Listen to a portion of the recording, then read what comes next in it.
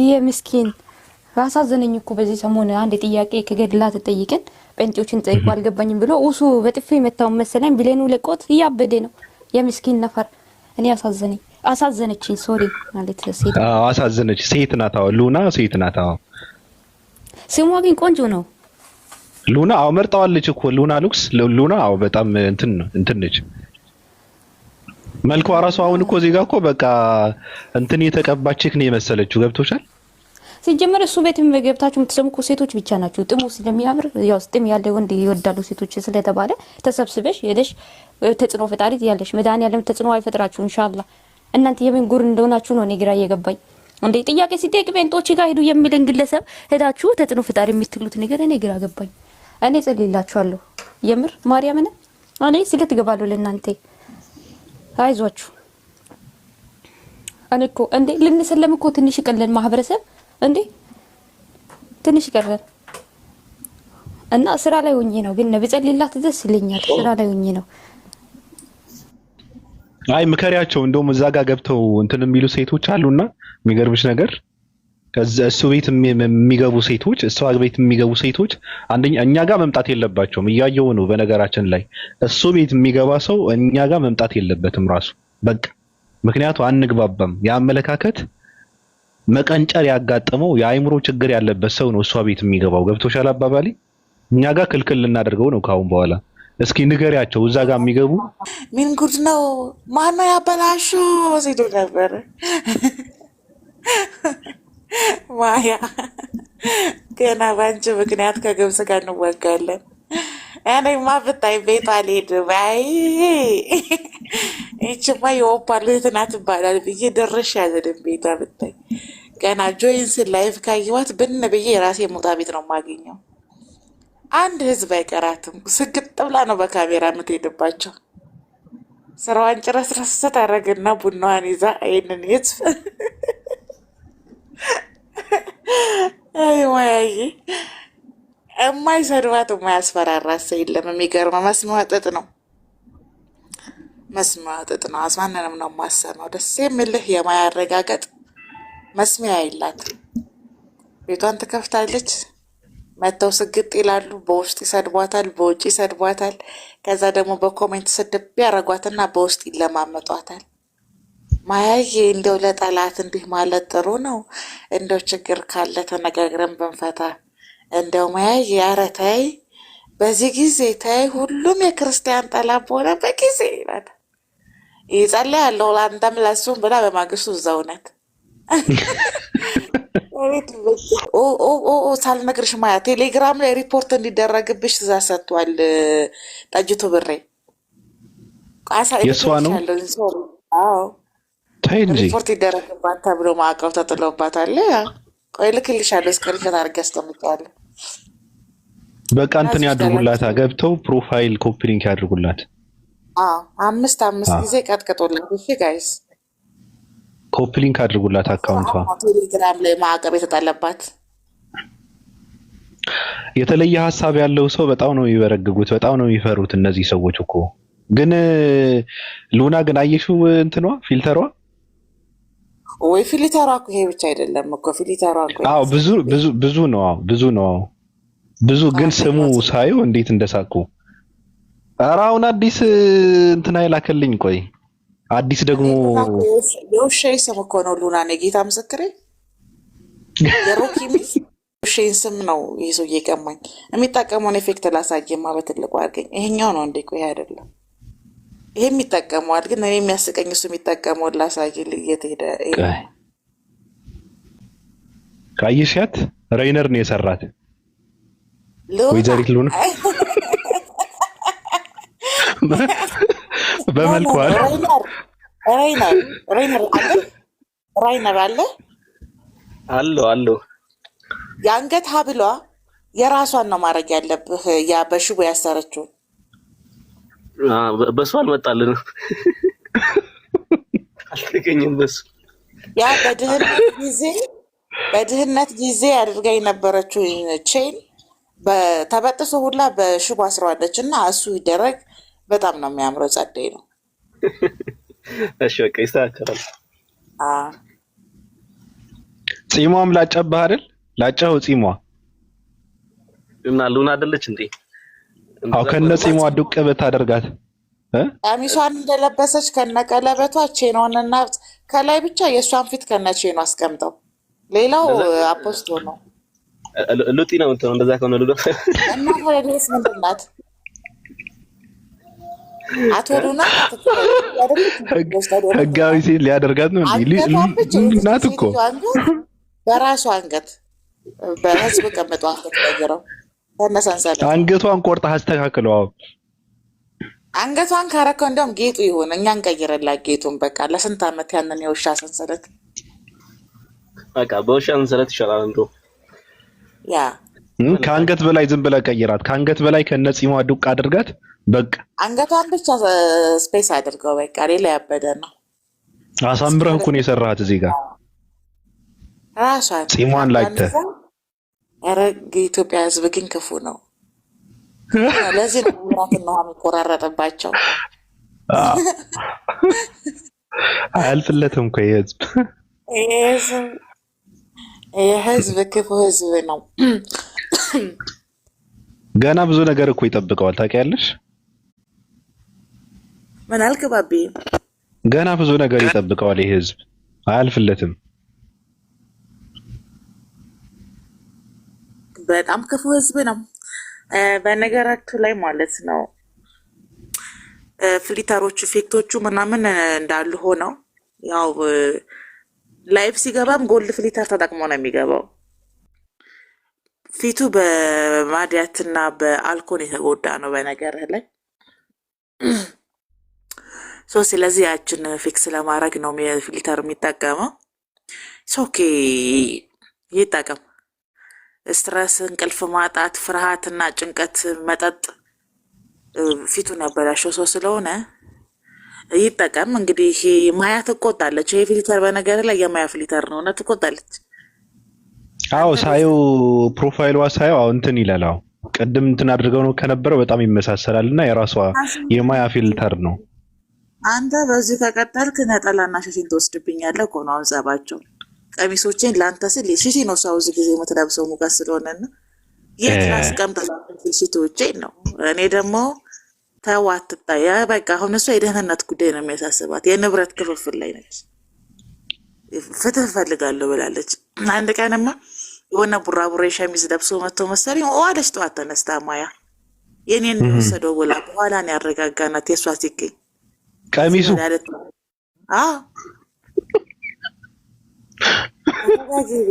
ረማያጌ እንደው በሰሜኑ ብርሃን ይዘንሻል እንደው በጉልበትሽ አምላክ ምናምን ብለናት ብላን የጀመረችው ነው ቪዲዮን ሲጀምርና የእሷ ሲገኝ ያረጋግተናት ነው። እና ፍትህ ትፈልጋለች። ቴሌግራም ላይ ማዕቀብ ተጥሎባታል። አካውንቷ ሪፖርት እንዲደረግ ችግር የደረሰባቸው ኦርቶዶክሳውያን ናቸው መሰለኝ አሉ። መንስኤው ምንድነው? እኔ ምንም ማውቀው ነገር የለም ስለነሱ። ምናልባት አሁን ከውፓ እንሰማለን። ባለፈው አኬ በቶ አልነበርሽም? ጣቱ አፍንጫ ውስጥ ከተው ነው እንትን ያደረገው። አካሌ ዋንስ ለተናገሩ ትወጂዋለሽ ለካ አካሌን አቡነ ማትያስን እዚህ ቤት የሚናገር ሰው ጓዜን ይዤ የምዘልቀው ጓዜን ይዤ ዘልቃለሁ። እዲያ አይሆነው ነው በአካሉ ነው። ኦኬ ከመጀመርሽ እዚህ በሚያምረው ዲያቆን እኔ እንዲያው ቀልቤ ይደርቃል። እንደው ቀልቤ ይደርቃል ስለ ተው ዲያግ ሰላም የሽንት ጨርቅ ጥያቄ ልጠይቅህ ወዩ የሽንት ጨርቅ ነው። ጥያቄ ልጠይቅህ ችግር የለውም ነኝ እሱ ግድ የለም ልጠይቅህ። ክርስትና እየተስፋፋ ነው። ቀጥል። ኦርቶዶክስ ለዘላለም ተከብራን ጸንታና ተከብራ ትኖራለች። ኦርቶዶክስ መልስ አላት። ቀጥል። አንተ መልስ አላት። ከእስልምና ይሻላል። አንተ ወንድ ቆንክ ለማሰልም አንተ ዋሃቢ ሙስሊምና አንተ ዋሃቢ ሚት አድርግ ሼይፋው ሚት አድርግ አንዴ። ቀጥል ንጉስ። ለምን አሰልም? አንተ ለምን አሰልም? ባቤ የምትባለው ነው ኦፓል የምትባለው ምን አስጨነቀህ ስለኛ? ለምን እንደማሰልሙ ታውቃላችሁ? እኛ ስር እኮ ሰይጣን እኮ ለኛ ነው የሚያገለግለው ታውቃለህ? ሰይጣን የኛ አገልጋይ ነው። ለምን እንደማትሰልም ታውቃለህ? ልንገርህ። ውረድ። ጠፋ። ሼባው ግን እንትን አላለኝም። ምን አልከኝ? ሚውት ያድርጉ እኮ ጥያቄን ጠይቀኝና ልመልስልህ። ሚውት ያድርጉ አንዴ። ችግር የለም። በግድ ነው። ህፃን ልጅ ነህ። አይ ህፃንነት እኮ ድንግል ማርያም ክርስቶስ ከወለደች በኋላ ድንግል ነች አይደለችም? መሐመድን ጠይቀው። ስቱፒድ። ይሄ ደንቆሮ ነው። እንደዚህ አይነት ፋራ ሰው ምንም ህይወት የላቸውም። ትክክለኛ ነገር ነብዩን ነው መጠየቅ የነበረብን። እሳቸው ነብይ ስለሆኑ ልክ ብለሃል። ማረጓን ራሱ ነብዩ መሐመድ ካልተናገሩ አትቀበሉ ከዚህ በኋላ።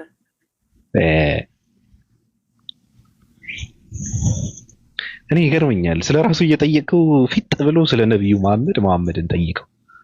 ይሄ እንደዛ አይነት ደስ ነው የሚለኝ። ነብዩ መሐመድን ጠይቀው ሲሉ ለምን አያውቁትም? አመልሱ ማርያም በምጥ ወልዳ ድንግል ናት ብለው ገባክ? ከዛ አርጋለች ብለው የአዳምን ስጋ የያዘ ሰው እንዴት ያደርጋል ስትላቸው አዳም በኃጢአት ከመውደቁ በፊት የነበረውን ስጋ የያዘች ነው ይሉሃል። በዘንቢል አስቀምጦ የሰጧት ይመስል። ስለዚህ ይሄ ነገር ግዴታ በነብያችን ነው መመለስ ያለባቸው። ማንም የመለሰ የለም። ትክክል። መርገመ ነፍስ የሌለባት ከማለት ውጭ ምንም የሚያውቁት ነገር የለም። በእናታችን በቅድስት ድንግል ማርያም ምንም ነገር ማድረግ ይቻላል። አትቀልጂ። እግዚአብሔርን እንኳን ክዳ ብትሞት አንዲት ነፍስ ማርያምን ታመነች ትድናለች ከሚል ሰው ምንም ምላሽ መጠበቅ የለብህም ብሮ። የእናታችን የድንግል ማርያም ስዕላት ሆኖ እንኳን ሰው መላእክትም ይፈወሱበታል። አትቀልጂ። እና ሞዓ ተዋህዶች እኮ ሞዓ ብሎ ማለት እኮ ባቢ በቃ ደስ አላለህም? ወደ አወራሪ ይቅርብኝ። አወራርሽ ደስ ስላላለን አይደለም። ሐሳብሽ እንትን ከሆነ ምንድነው መረጃ ካለው ችግር የለውም፣ ልንቀበልሽ እኮ እንችላለን፣ ችግር የለውም። ግን ማለት እርግጠኛ አይደለሽም። አልሰማሃቸውም እንዴ? ሞዓ ማለት እኮ አሸነፈ ነው፣ የይሁዳ ዘር አሸነፈ ማለት እኮ ነው እንዴ? እና የይሁዳ ዘር ማለት ማን ነው? ኢትዮጵያ ውስጥ ማን ነው የይሁዳ ዘር? ኢትዮጵያ ውስጥ የይሁዳ ዘር ማን ነው? የእነሱን አመለካከት እንጂ አከል የእንትና ዘር ነው አከል የእንትና ዘር ነው ተብሎ ለዛ ነው እኮ ለዛ እኮ ነው ኩሽ የሚባለው ነገር እዛ መግባት የለበትም ብየምለው እኮ ለዛ ነው። እናንተ ናችኋ ግን ህዝቡ መሬት ላይ ያለውን ወሬና በእንትኖቹ የሚያወሩትን ነው ያልኩት እንጂ እንግዲህ የእናንተ አመለካከት አላቅም። ግን እነሱ የሚሉት በተለይ ለምንድን ነው ታዲያ ፋንታውን አውቆ እሱ ኦሮሞ ሆኖ ሳለ አማራ ክልል ላይ እንትን የሚለው? ምክንያቱም አማራዎቹ የይሁዳ እኮ በዘር ስላልሆነ እኮ ነው መሲ፣ በዘር ስላልሆነ እኮ ነው ኩሽ ነው ኦሮሞ ብለሽ ያልሽው አንቺ ነሽ። እኛ ደግሞ በዘር አይደለም በአላማ ነው እያልን ያለ ነው መሲ። ገብቶሻል? ታዲያ ለምንድን ነው የሚቀባውን አካል ከአማራ ክልል ያደረጉት? ለምንድን ነው መሲ? እኔ ወድሻለሁ፣ ሐሳብሽ ችግር የለም። መጨረሻ ላይ መቃወም ትችላለሽ፣ ችግር የለብንም። ሐሳቧ ትጨርስና ኦፓ እኔም አቋርጬ ነው እያወራ ያለሁት፣ ችግር የለውም። ከዛ ደግሞ እኛ ያልገባን ሐሳብ ካለ ደግሞ ከኦሮሚያ ውስጥ ከሚንቀሳቀሱ ኃይሎች ማናቀው ነገር ካለ መጨረሻ ላይ እንደፈልግሽ አድርገሽ ሐሳብሽን ትሰጫለሽ። አይሻልም? እሺ ቀጥሉ። ኦፓ ቀጥይ። እኔ ስላላልኩት ወለጋ ላይ ስላጋጠመ ነገር ምንም ስለማላቅ ነው ዝም ብዬ እያዳመጥኩ ያለሁት። ለመረዳት ነው እንትን ያደረኩ ያለሁት ከኦፓል። እኔም እያዳመጥኩ ነው። ሐሳብ ካላት ትስጥ መሲ። ኦነግና ኦነግ ሸኔ በሁለት አመራሮች የሚመራ ቡድን እንደሆነ ልታውቂ ይገባሻል። በመጀመሪያ አላማቸውም መሪዎቻቸውም የተለያዩ ናቸው። ስለዚህ አንድ አይደለም ኦነግ ሸኔና ኦነግ። ሐሳብ ካለሽ ሐሳብሽን ጨርሽና እኔ እቀጥላለሁ። ምክንያቱም እኔ ማለት የፈለኩት የሚመለከቱ አካል ማን ነው ወደሚለው ሐሳቡን ለመንጣት ነው። ሚዲያ ላይ ትልልቅ ፎሎወር ያላቸው ሰዎች እንዲህ ያሉ ስለሆነ የሚያወሩት የሚመለከቱ አካል ማን ነው ነው። ስለዚህ ጥያቄው ይሄ ነው። እኔ ወደዚህ ለመምጣት ነው አሁን እየሰጠ ያለው ሐሳብ። ሚዲያ ላይ ተጠያቂ እያደረጉት ያለው አካልና ተጠቂ ናቸው ሟቾች ነው የተባሉ ሰዎች አለመታወቃቸው ለሚመለከተው አካል በምን መንገድ ነው የሚደርሰው የሚለው ልናወራበት ነው ፕሮግራም ያደረግነው። አንቺ ሐሳብ ካለሽ በሞቱ ሰዎች ላይ ሊገላቸው ይችላል፣ የሞቱበት ምክንያት ይሄ ሊሆን ይችላል የምትዩን ሐሳብ መስዬ ቀጥይ፣ እኔ አዳምጥሻለሁ። ቀደም አንቺ። እኔ ግን ጥርጣሬ ስለመሰለኝ ነው በነገራችን ላይ የመሲ ይሄ እንትን ስለመሰለኝ ነው። ቀጥይ መሲ። لا ጨርሺ ማለት ብንልስ እያለች ስለሆነ ሀሳባችሁ የሚገናኝ አልመሰለኝም። ለዛም ነው ቅር ያለው ባቢ ታውቂያለሽ። ቅር ስላለኝ እኮ አይደለም መሲ፣ ቅር አላለኝም። እኔ ለምን ቅር ይለኛል? ለምን ቅር ይለኛል? ይሄ ኦነግ ሸኔ የሚባለውና ኦነግ ይለያያል ሳይሆን መጀመሪያ ታውቃላችሁ፣ ምናልባትም ወይ በተሳሳተ መልኩ ተረድቼው ነው የሚሆነው። ገዳዮቹ እንትን ነው ሶሻል ሚዲያ ላይ ብዙ ተከታይ ኖራቸውም አልኖራቸውም ኦርቶዶክስ ወገኖቻችን ለነሱ ጣጣ የለባቸውም። ቢዋሹም ሌላውን ስም ቢያጠፉ ለነሱ ጣጣ የለባቸውም። ስለዚህ የግዴታ አከሌ ገደለ አከሌ ብዙ ጊዜም የሚባለው በተደጋጋሚ ግልጽ ለማድረግ ሞክረናል። ኦሮሚያ ክልል ላይ ሃይማኖታዊ ታጣቂ አለ፣ ኦነግ አለ። ስለዚህ ገዳዩ ግልጽ ሆኖ ታውቆ ፍትህ መጠየቅ አለበት። ንጹሃኖች መሞት የለባቸውም። ስለዚህ ኦሮሚያ ክልል ላይ ኦርቶዶክሶች ተገደሉ በተባለ ቁጥር የግዴታ ወደ ሙስሊሙ ማስጠጋት የለባቸውም ነው። ምክንያቱም አርሲ ላይ ሙስሊሞችም እየተገደሉ ነው ቤት ንብረታቸው። እንደውም እነዚህ እንኳን አይ ቲንክ እንጃ ቤታቸው ፈረሰ የሚባል ነገር አላየው ሞቱ የሚል ነው እንጂ ከአሁን በፊት ግን አርሲ ላይ የነበሩ ሙስሊሞች ቤታቸው ፈርሶባቸው እዚህ ቲክቶክ ላይ ሳንቲም ስለመነላቸው ነበረ እንትን ጫካ ውስጥ ገብተው ማለት ነው። ስለዚህ ሙስሊሙም ኦርቶዶክሱ ነው እየተገደለ ያለው እና ኦርቶዶክሶች የግዴታ ወደ ሙስሊሙ ይሄ ወሃብያ ምናምን እያሉ ከሚያስጠጉ ኦሮሚያ ክልል ላይ ያለው ታጣቂ ግልጽ ሆኖ መታወቅ አለበት ነው። ኦሮሚያ ክልል ላይ በነገራችን ላይ ግልጽ ሆኖ ወደ ሶሻል ሚዲያ ያልወጣም እንጂ ኦሮሚያ ክልል ላይ ኢቭን ዞኖች እንዲስተካከሉ ፍላጎት አላቸው ፕሮቴስታንቶች። የሆነ ዞን የፕሮቴስታንት የሆነ ዞን የሆነ አካል እንዲሆን ማለት ነው። አሁን ወለጋ አካባቢ ብትሄዱ ፕሮቴስታንቱ ብቻ ነው በሰላም የሚንቀሳቀሰው። ወለጋ ላይ በጣም ብዙ ሰው ተገሎ ነቀምት፣ ወለጋና ነቀምት ተቀራራቢ አካባቢ ነው ካልተሳሳኩኝ። ወለጋ ላይ ፕሮቴስታንቶች የፕሮቴስታንት ነብያቶች ሰውን ፈውሳለን እያሉ የተለያየ መድረኮች ያዘጋጃሉ። በሰላም የሚነካቸው የለም። ነገር ግን እዛ አካባቢ ሙስሊም ነክ የሆነ ሰው መኖር አይችልም፣ መንቀሳቀስ አይችልም። ቤት ንብረቱ እየተዘረፈበት ነው። ስለዚህ በግልጽ አማርኛ ኦሮሚያ ክልል ላይ የፕሮቴስታንት አማጽ ያለ ኦኬ፣ የፕሮቴስታንትን የማስፋፋት የፕሮቴስታንት ግዛት የማስፋፋት ኢቭን የፕሮቴስታንት ዞን እንዲኖር የሚፈልጉ ናቸው። ይሄን እንዲታወቅ ስለፈለኩ ነው። ስለዚህ ኦርቶዶክሶች ሁልጊዜ ገዳያቸው ተገደልን ካሉ ገዳያቸው በትክክል መታወቅ አለበት። ገዳያቸውን በትክክል ማወቅ አለባቸው። ለታሪክም ለመዘገብ እንዲያመቻቸው ሁልጊዜ ለምንደዚህ ሙስሊሙን ስለጠሉ ወደ ሙስሊሙ ለምን ያስጠጋሉ? ኦሮሚያ ክልል ላይ የሙስሊም ታጣቂ የለም። ያን ነው ለማለት የፈለኩት እኔ። ኦኬ እንግዲህ ከሐሳባቸው ጋር ከእናንተ ሐሳብ ጋር ተጣርሶ ከሆነ ማይገናኝ ከሆነ ይቀርታል። የሞቱትን 15 ሰዎች መሲ። ስለዚህ አንቺ አሁን እኛም እኮ ለዚህ ነው የሚመለከተው አካል ማን ነው ብለን እኮ ጥያቄ ያቀረብነው ለዚህ ነው። ስለዚህ በአንቺ አረዳድ አሁን የሞቱት የኦርቶዶክስ ክርስቲያን ልጆች የተባሉት የተገደሉት በፕሮቴስታንት አማጽያን ነው የምትይው? አዎ። ስለዚህ እንዲገደሉ አድርገዋል ብለው የሚሰድቡት የመንግስት አካልም ሆነ ወሃብያ እያሉ የሚሳደቡት ስም ማጥፋት ነው። አዎ ስም ማጥፋት ነው። ገዳያቸውን በስነ ስርዓቱ ማወቅ አለባቸው። ለታሪክም ያመቸናል። ጠላታቸውን ማወቅም አለባቸው። በዚህ ሰዓት በግልጽ አማርኛ በነገራችን ላይ የፕሮቴስታንት የማስፋፋት ነገር ነው ያለው። በተለይ ኦሮሚያ ክልል ላይ ኢቭን ወለጋ ላይ ብትሄጂ አንድ ሙስሊም የሆነ ሰው ከሐረርና ከድሬ መጥቶ አይቀጠርም። የሚገርምሽ ነገር ብዙ የኦሮሞ ልጆች ናቸው ካሁን በፊት የነገሩኝ። ወደ ጉጂ ዞን ብትሄጂ በጭራሽ እዛ አካባቢ ሙስሊም መስበክ ራሱ አይችልም። ካሁን በፊት ሙስሊሞች መስጊዳቸው ፈርሶባቸዋል፣ ቁርአን ቀደውባቸዋል፣ ሙስሊሞች እንደብድበዋል። የሞተም ሙስሊም አለ። መነገራቸው ላይ ጉጂ ዞን አብዛኛው ፕሮቴስታንቶች ናቸው። ኦሮሚያ ክልል ላይ እጅግ በጣም የሚያስደነግጡ ጽንፈኛ ፕሮቴስታንቶች አሉ። ወለጋ ላይም እንደዚህ ብትሄጂ ኢቭን አዛን ምንድን ነው ስትይ አዛን እኮ ሰይጣን እየተጣሩ ነው የሚሉሽ። የሚገርምሽ ነገር እና ሰፊ የስም ማጥፋት አለ። አንደኛ ነገር። ሁለተኛ ነገር በስነ ስርዓቱ በግልጽ አማርኛ በነፍጥም በተለያዩ ነገሮችም ፕሮቴስታንት በግልጽ እየተስፋፋ ነው ኦሮሚያ ክልል ላይ። ኢቨን አንድ ሰው ሃይማኖት መቀበል አይችልም። ከአሁን በፊት ጅማ ዞን ላይ የሆኑ ሰዎች እስልምናን ተቀበሉ ተብሎ ለምን አባታችሁ ነው እናንተ እስልምናን የምትቀበሉ ተብለው ተደብድበዋል። ስለዚህ ኦሮሚያ ክልል ላይ በግልጽ አማርኛ መታወቅ ያለበት ነገር ምንድን ነው? ኦሮሚያ ክልል ላይ ሳይሆን አሁን አርሲ ላይ የሆኑ ያሉትን መስጊድ ሀሳቡ እንትን እንዳይል ነው። ኦሮሚያ ክልል በክልል ደረጃ የሚሉት አንቺ መረጃ አለሽ? ቆይ አንዴ መሲ ይኸውልሽ ሀሳብ እንትኑን ሲይዝ ደስ ይለኛል። ቦታውን ሲይዝ በክልል ደረጃ የኢትዮጵያ ክልሎች ውስጥ በእያንዳንዱ ክልል ምን ይደረጋል የሚለውን ነገር ሰፊ ነው። ሁላችንም የምናውቀው ነገር ነው። በክልል ደረጃ ግን ወቅታዊ ጉዳይና ሀሳብ የሆነው አርሲ ተገደሉ የተባሉት የኦርቶዶክስ ልጆች የተባሉት ጥያቄያችን እኮ ይሄ ነው። ኦርቶዶክስ ልጆች ናቸው ወይ? አንደኛ። ሁለተኛ ምን ነበሩ ነው? ገባሽ? ለምን ሞቱ? ለምን ገደሏቸው ነው? ሬሳቸውን ቀዩ ጨርቅ አልብሰው የኦርቶዶክስ ልጆች ደም እየፈሰሰ ነው፣ እየተገደሉ ነው፣ ሰማዕታት እየበዛ ነው። ሲኖዶሱ እውቅና አይሰጥም፣ የገደላቸው አመራሩ ነው፣ ዋህብያ ነው፣ ብልጽግና ነው የሚገለው ተብሎ ገባሽ አይደለ?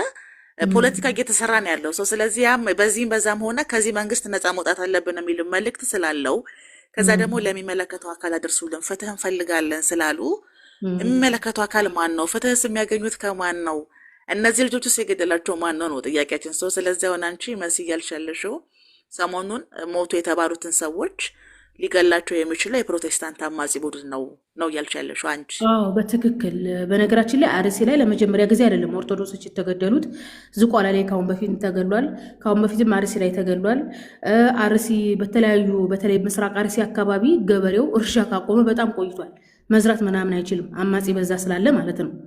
ስለዚህ ኦሮሚያ ክልል ላይ በስነ ስርዓቱ ራሱን የቻለ የፕሮቴስታንት አማጺ ስላለ ታጣቂው ኃይል የፕሮቴስታንት አማጺ ነው፣ የሚገላቸው እሱ ነው። ለኦርቶዶክስ ወገኖቻችን እኛም እንዲስተላለፍ የምንፈልገው ነገር ምንድን ነው? ማንም ንጹሐን እንዲሞት አንፈልግም። በዝቋላም በአርሲም የሚገደሉ ኦርቶዶክሶች ፍትህን ጠይቅላቸዋለን፣ መገደል የለባቸውም። ኦኬ ይሄንን ነው እንድታጠር የፈለኩት። ለምን የኛም ጥያቄ ይሄ ነው። እነዚህን ሰዎች የኦርቶዶክስ ክርስቲያን አክቲቪስቶችም ወጣቶችም ወይም ደግሞ ይመለከተናል ብለው ቪዲዮ የሚሰሩ ሰዎች እውነቱ እንዲወጣ አይደለም እየፈለጉ ያለሽ ገባሽ? የሆነ ሰው ላይ ለድፈው እነሱ ትንብሏቸውን ቢሞቱ መንግስት ገደለን ነው የሚሉት። መንግስት ጠል ስለሆኑ ኦርቶዶክስ ክርስቲያኖች አሁን ያለው መንግስት ጣል ስለሆኑ ትን ሲላቸው መንግስት ገደለን ነው። የመሬት መንቀጥቀጥ ሲነሳ ሙስሊሞች አስነሱብን ነው የሚሉት። አሁን ጃማይካ የተነሳውን አውሎ ንፋስ በሙስሊሞች ምክንያት ነው ብለዋል አንዳንድ አካላት። እንዴ በቃ እንደዚህ ነው የሚያደርጋቸው። አልሞም ይቅርታ ታውቂያለሽ፣ ንግግራችን እንደዚህ ሂዋር ሲኖረው ነው። በእኔና በአንቺ መካከል ስንነጋገር ምናልባትም ጥሩ ነገር ይሆናል ብዬ ነው የምገምተው። ምን አለ መሰለሽ እንግዲህ ኦርቶዶክሶቻችን መሰለሽ እውነተኛው ምክንያት ማወቅ አይፈልጉም እና ደግሞ እሱ ነው ትልቁ ችግር። እኔም እያልኩ ምንድነው እውነተኛው ነገር ይታወቅ ነው። እውነተኛው ነገር ይታወቅ። መንግስት ፍትህ ካላችሁ ፍትህ ሊያስገኝ የሚችለው አገሪቱን እመራለሁ ያለው ነገር ነው። በነገራችን ላይ ብንጠላውም ብንደግፈውም መንግስት ህዝብ የኔ ነው፣ ህዝብ የመንግስት ንብረት ነው። ስለዚህ መንግስት የራሱን ንብረት አያወድምም የሚል አመለካከት አለኝ። አይ የፖለቲካ ሴራ ነው ቅብጥርሶ ነው ለሚለው ያንን ወደ ጎን ነው ምተው። መንግስት የራሱን ንብረት የሆነውን ስለማያጠፋ ፍትህ ካልን አገሪቱን የሚገዛው መንግስት በኦሮሚያ ክልል ያለውን አማጺ በሽምግልናም ሆነ በጦርነት ስርዓት እንዲይዝ በማድረግ እዛ አካባቢ ያለው የትኛውም ሃይማኖት ተከታይ በሰላም እንዲኖር እንዲያደርግ ጥሪ ማቅረብ አለባቸው ነው። እንግዲህ ሶሻል ሚዲያ ላይ ብዙ ተከታይ ኖራቸውም አልኖራቸውም ኢቭን ፕሮፌሰር ዶክተር ቢሆኑም የኦርቶዶክስ ወገኖቻችን ለሙስሊሙ ማህበረሰብ ያለውን አመለካከት ታውቃላችሁ። በዛ ሞቶ በዚህ ሞቶ ሀብያ እንዲህ ብሎ እስልምና እንዲህ ብሎ ነው የሚሉት። ስለዚህ ግልጽ ይሁን ነው። እኔ በነገርሽ ላይ ጣልቃ የገባሁባችሁ እናንተን የረበሽኳችሁ ለምንድን ነው? በጣም ቆይቻለሁ እዚህ ቲክቶክ ላይ ያው ታውቃላችሁ። በተደጋጋሚ በአርሲና በዝቋላ የኦርቶዶክስ አማኞች ተገደሉ ሲባሉ እኔ ፍትህ ጠይቃለሁ። ንጹሃኖች ናቸው፣ ለምን ይገደላሉ? አንደኛ እነዚህ ታጣቂዎች አይደሉም። ታጣቂ ለታጣቂ ቢሆን ችግር የለም፣ ጦርነት ገጠምሽ ነው ያለሽ። እነዚህ ታጣቂ ለታጣቂ አይደሉም፣ ንጹሃኖች ናቸው፣ መገደል የለባቸውም። ፍትህ በዝቋላና በአርሲ ላሉ ኦርቶዶክሶች ይላለው። ነገር ግን ገዳያቸው መታወቅ አለበት። ኦሮሚያ ክልል ላይ በግልጽ አማርኛ የፕሮቴስታንት አማጺ ያለ ያኛም እኮ ለዚህ ነው ሚዲያ ላይ ከግማሽ ሚሊዮን በላይ ፎሎወር ያላቸው ሰዎች በሚሊዮን የሚቆጠር ፎሎወር ያላቸው ሰዎች ገዳዩን እርግጠኛ ሆነው የገደላቸው የመንግስት አመራሮች ናቸው የገደሏቸው። ሲኖዶሱም ደግሞ ለመንግስት ስለሚሰራ ዝም ብሏል። የኦርቶዶክስ ደም ሲፈስ የሚቆጭልን የለም ብለው ልክ በገዳዮቹ እርግጠኛ ሆነው ነው የሚያወሩት። ገብቶሻል? አሁን የመነሻ ፖይንቴ ይሄ ነው። ስለዚህ ለዚህ ነው እነዚህ ሰዎች አንዴ ቀሰጥኛለሽ። ይቅርታ ኦፓል ምን አይነቱ ነው? ባብዬ መልካም ቀን ይሆንልህ። ምን ነው አስቆመሽ? ቀጥይ እኮ አይ እያስፈቀድኩሽ ነው። ኦፓል መሀል ስለገባሁብሽ መሰረት ምንድነው ፕሮቴስታንት መሀል ገብተህ እኮ አይደለም ማውራት ያለበት። ታዲያ እያወራች አይደል? አይ ማስፈቀድ ካስፈቀድኳትና ከፈቀደችልኝ ፈቀደች። እሺ ፈቀደች፣ እሷ ፈቀደች እኮ እሱን እኮ እየጠየቅኳት ነው። ወደ ንግግርህ እየገባ ነው ሳትፈቅድልህ። ኦኬ ትናገር። ያው ኢትዮጵያው የሚባለው ትውልድ ችግር አለበት። ለማንኛውም መሰረት ፕሮቴስታንት አንዴ የወከለው መቼ እንደሆነ ትነግሪኛለሽ። በቃ እቺን ብቻ ለመናገር ነው፣ ጨርሻለሁ። ውሸቷን ስለሆነ ማለት ነው። ወይ ግድ የለህም ቶ ብላ ስም አታጥፊ። እዛው በቃ ለጥያቄ ይኮን ቁርአንሽ ነው ነፍስ ገዳይነት የሚያስተምረው። ውረድ ደረመናም እዚህ ጋር መተህ ልትሰዳደብ ነው እንዴ? ሀሳብ በነፃነት መስጠት ትችላለህ። እዚህ ጋር እኮ ሰው እኮ በፍቅር በትህትና እያወራ ያለው እኮ እንዲሰደብ እኮ አይደለም። ማን አባ ቤት ውስጥ የገባ መሰለህ? አይቻልም። እንደፈለግክ በሀሳብ መለጥለጥ ትችላለህ። ካልሆነ ግን ስድብ የወንድ ቅንዝራም አይሰራም። እንደዚህ አይነት ነገር ሰው ቁጭ አድርጌ የማሰደብ መሰለህ? እኔ ቁምብዛም ጥያቄ ይዞ መሀል ይገባል። ሰው ሀሳብ እየሰጠ ጥያቄ ይዞ መሀል ይገባል። ቆይ አንዴ ብሎ ጥያቄ ይሄ ነው በቃ ጨርሱ። ሂድና መጀመሪያ ካለበት ችግር ውጣ። ይህ ችግር ቁንጮ ምን አይነት ትውልድ ነው? ኦፓ ቀጥይ ሀሳብሽን። እናንተ ተግባቡ መጀመሪያ። ውልና ሲዘው ሀሳባችንን መጨረስ ስላልቻለን ምን ማለት እንደፈለግንም ህዝቡን መረዳት አልቻለም። እኔ በሀሳብ የተበታተነ ምክንያቱም እኔ መጀመሪያ ስናገር የነበረው ሚዲያ ላይ ከተባሉት ነገሮች በመነሳት ነው። ሚዲያ ላይ የተነሱ ሀሳቦች አሉ። የዜና ክፍሎች ዜና ወጥተው ነበረ፣ ዜናው እንዲከለከል ተደርጓል። ስለዚህ ኦርቶዶክስ ለመሆናቸው ማስረጃ እንፈልጋለን ብለዋል የአርሲ ሀገረ ስብከት ጳጳስ ብለው ነው ኦልሬዲ እኔ መናገር የፈለኩት። መጀመሪያ ሚዲያ ላይ ከተነሱት ሀሳቦች ነው። ሲቀጥል ትክክለኛ ጥያቄ ነው። ሟቾቹ ኦርቶዶክስ ክርስቲያን ናቸው ወይ? የመጀመሪያ ጥያቄ ነው። ሁለተኛ ለምን ሞቱ የሚለው የመጀመሪያ ጥያቄ፣ እነማን ናቸው የሚለው መጠያቄ መቅረብ አለበት። ምክንያቱም እኛ በፖለቲካ ዓለም ውስጥ ከመቆየታችን የተነሳ ምንም ነገር የሚገኘው ከዋጋጋ ነው። ተጠቂ መሆን ከፈለጉ እናውቃለን። ኦርቶዶክሶች በቀኝ እጃቸው ግራ እጃቸውን እንደሚቆርጡ በደንብ ነው የምናውቀው፣ እኛ በደንብ ነው የምናውቀው። ስለዚህ አሁን ያለውን አመራር ስለማይወዱ ሁሌ መንግስት ኦርቶዶክስን እየገደለ እያጠቃ እንደሆነ መናገር ደክሟቸው አያውቅም። የዘውትር መፈከራቸውም ነው። ራሳቸውን ቢሞቱ ትንብሏቸውን ቢሞቱ መንግስት ገደለን ነው የሚሉት። ቢያደናቅፋቸውም አውሎ ንፋስ ቢነሳ መብረቅ ቢነሳም የመሬት መንቀጥቀጥ ሙስሊሞች አስነሱት ነው የሚሉት። ይሄ የተለመደ መፈክራቸው ነው። ስለዚህ ለሚመለከቱ አካል አደርሱልን፣ ፍትህ እንፈልጋለን እያልክ ፍትህ የሚሰጥህን አካል ገዳይ እሱ ነው ገባክ? መንግስት ነው የገደለን እያሉ ከዛ ደግሞ ከመንግስት ፍትህ ይጠይቃሉ። ሲኖዶሱ እኛ ስንሞት ድምፅ አይሆነንም ብለው ቀድመው ተሳድበው መልሰው ደግሞ ሲኖዶሱ ድምፅ ሊሆነን አልቻለም ይላሉ። አብረህ ነው ከመንግስት ጋር የምታስገድለን፣ አንተና ጥፋተኛ ትኩረት አልሰጠንም ብለህ ሚዲያ ላይ መተህ ከተሳደብክ በኋላ የሚሰማን ሰው የለም ብሎ ማልቀስ በራሱ ጤናማነት አይደለም ነው እኔ እያልኩ ያለሁት። መጀመሪያ ችግሩ በአመራር ደረጃ ነው መታየት ያለበት አይደለ? ችግሩ ለሚመለከቱ አካል መስጠት ነው ያለባቸው። እነሱ ግን ሚዲያ ላይ ፎሎወርና ላይክ ስለሚሰበስቡ ቪው ስለሚሰበስቡበት ጉዳዩን ራሳቸው ይፈቱታል። ገባክ? አእምሯቸው የፈጠረባቸው በዚህ ትንንሽ አእምሯቸው ማህበራዊ ሚዲያ ላይ ያሉ የኦርቶዶክስ ክርስቲያን የማህበራዊ ሚዲያ አንቂም በላቸው፣ ዲያቆናትን በላቸው፣ አክቲቪስት በላቸው ጥቅም ተኮር ሀሳቦችን ነው የሚያመጡት። ሰው መስማት የሚፈልገውን የሽብር ዜና ነው የሚያመጡት። የሚያመጡት ዜና ማህበረሰቡ ላይ ተቀባይነት ስለሚያገኝ ጉዳዩ ወደ ፍትህና ወደ እውነት ወይም ደግሞ ወደ መጣራት መሄዱ ይረሳል። የራሳቸው ጉዳይ ነው የሚባሉት። ከዚህ በፊት ዚቋላ ላይ የሞቱ አባቶች የራሳቸው ጉዳይ የተባሉት ሚዲያ ላይ ባሉ ኦርቶዶክስ ክርስቲያን ሰዎች ነው። ቀድመው ልክ አንድ ሰው ሞተ ሲባል ቀድመው ይጨርሱታል። ምርመራ አይደረግም፣ ክትትል አይደረግም። ለሚመለከቱ አካል አስቀድመው ይሰጡም፣ ይመጡና ይናገራሉ። የሚያስገድሉን አባቶች ናቸው ይልሃል። የሚገለ መንግስት ነው ይልሃል። መንግስት ጋር ማጋ ተባብሮ ስትላችሁ ደግሞ ከተጣቂ ቡድን ጋር ይልሃል። አባባሌ ገብቷል። ስለዚህ የሚመለከቱ አካል ራሱ ማህበራዊ ሚዲያ ላይ ያላችሁ ሰዎች ገዳያችንን ነው ፍትህ የምንጠይቀው እያላችሁ ነው። በነገራችሁ ላይ መንግስት ጠል ስለሆናችሁ፣ ብልጽግና ጠል ስለሆናችሁ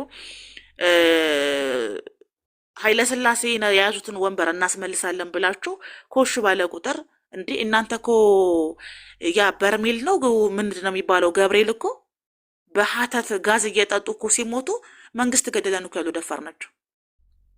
ምን ገብርኤል ነው የሚባለው? ይሄ በሀተት የሚገለው በተቀማጥ የሚገላቸው ገብርኤል የተመረዘ ውሃ እያጠጧቸው ጋዝ እየጠጡ በተቀማጥ እየሞቱ ሰው እዛ እየወደቀ ራሱን እየሳተ ሲሞት እኮ መንግስት ገደለን የሚሉ ሰዎች እኮ ናቸው።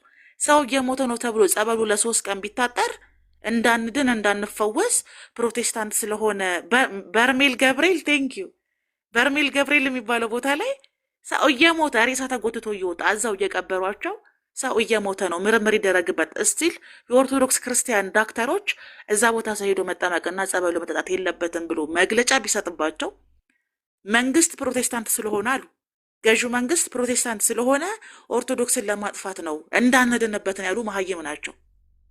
መሀይም ናቸው። ይህን ያህል መሀይም ናቸው። አታት ገብቶ ይህን እኮ ነው የምልሽ መሲ። ስለዚህ እነዚህ የሞቱ አርሲ ላይ የሞቱ ክርስቲያኖች ኦርቶዶክስ በመሆናቸው ሞቱ እያላቸው ከማልቀሳቸው በፊት ትክክለኛ ጥያቄ ነው፣ የሞቱት ኦርቶዶክስ ናቸው ወይ? እነማን ነበሩ? ለምንስ ተመርጠው እነዚህ ሰዎች ሊገደሉ ቻሉ? የሚለው ጥያቄ ውስጥ መግባት አለበት። ከዛ ቀደም መሲ እንዳለችው እዛ አካባቢ ኦነግም አለ፣ ኦነግ ሸኔም አለ። አመራሮች የተለያዩ ሰዎች ናቸው። በኦርቶዶክስ ክርስቲያን ስር ደግሞ የኦሮሚያ ክልልን አመራር ሁሌ ለአማራ ጥቅም መስዋዕት የሚያደርጉ በጥርሳቸው የሚያስቡ እንደነ ፋንታሁን ዋቂ አይነት የእናንተ ደቀ መዛሙርት ያሉበት ቦታ መንቃት ያለባችሁ እናንተ ናችሁ፣ እኛ አይደለንም። ወይም ደግሞ ቤተክርስቲያን አይደለችም ወይም መንግስት አይደለም። ከማጋ ነው የምታለቅሱት? ለማን ነው የምታለቅሱት? ለምንድን ነው የምታለቅሱት? የሞቱት እነማን ናቸው? ለምን ሞቱ? ለምን እነሱ ተመረጡ ነው ጥያቄ መሆን ያለበት። ጥያቄ ተጠየቁ አትጠይቁ ነው አሁን ትልቁ ችግር። መሲ ማህበራዊ ሚዲያ ላይ ያሉ የኦርቶዶክስ ክርስቲያን ወጣት ትልቁ ችግራቸው አትጠይቁን። ማን ሞቱ አትበሉን። ለምን ሞቱ አትበሉን። ማን ገደላችሁ አትበሉን። እኛ መንግስት ገደለ ስንል አዎ በሉ፣ ፕሮቴስታንት ገደለ ስንል አዎ በሉ፣ ሙስሊም ገደለ ስንል አዎ በሉ። አባባሌ ገብቶሻል? ተጠያቂነትንና ሪያሊቲን ፎከስ ያደረገ ነገር መቀበል አይፈልጉም። ከዛ ደግሞ ይመጡና ፍትህ አጣም ብለው 3 ቀን ያለቅሳሉ። ትሬንድ ነው የሚሆነው። ማህበራዊ ሚዲያ ላይ ያላችሁ ኦርቶዶክስ ክርስቲያን አባቶቻችሁን እየተሳደባችሁ፣ አመራር እየተሳደባችሁ ፍትህ የምትጠይቁት ከዛ ለሚመለከተው አካል ይድረስልን። የሚመለከተው አካል ማን ነው? ማን ነው የሚመለከተው አካል? የሞቱት ቤተክርስቲያን ውስጥ ከሆነ መጀመሪያ መጠየቅ ያለባችሁ የቤተክርስቲያን አመራር ነው። ሀገረ ስብከቱ ጋር ከመሄዳችሁ በፊት ተገደሉ የተባለበት ቦታ ቤተክርስቲያን ውስጥ ከሆነ በህግ ቁጥጥር ስር መዋል ያለባቸው ቤተክርስቲያኖቹ አመራር፣ ቤተክርስቲያን ውስጥ የነበሩት ሰዎች ናቸው። አይደለም እንዴ? ጥያቄ መሆን የነበረባቸው ግን አትፈልጉም። እናንተ የምትፈልጉት ኢትዮጵያ ውስጥ ኦርቶዶክሶች ኦርቶዶክስ በመሆናቸው ብቻ ሞቱ ተብሎ ጦርነት እንዲነሳ ትፈልጋላችሁ።